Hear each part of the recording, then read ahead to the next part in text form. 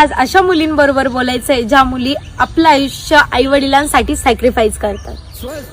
खरं तर लग्नाचा निर्णय हा सर्वस्व मुलींचा असतो, आई वडिलांचा नाही. कारण की आयुष्य मुलींना काढायचं असतं, परिवाराला किंवा समाजाला नाही.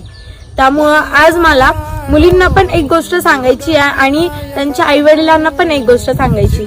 सगळ्यात पहिले म्हणजे मुली, हे बघा, तुम्हाला एकच आयुष्य मिळालेलं आहे, बरोबर? त्यामुळं त्या आयुष्यात तुम्ही लग्न कोणाबरोबर करायचं, त्याच्यानंतर तुम्ही काय एज्युकेशन घ्यायचं, हा सर्वस्वी तुमचा निर्णय.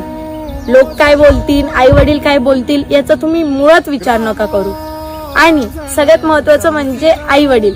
मला आई वडिलांना एकच गोष्ट सांगायची, जेव्हा तुम्ही अरेंज मॅरेज मुलीचं करून देता तेव्हा तुम्ही बघता का होतो, मुलगा दारू पितो, सिगरेट हे करतो किंवा मग त्याला काहीतरी बाहेरचं व्यसन आहे. खूप खूप मुलींबरोबर अशा गोष्टी घडलेल्या आहेत ज्या अरेंज मॅरेज नंतर आहे ना, त्या मुलींना त्यांच्या नवऱ्यांचे अफेअर समोर आलेले.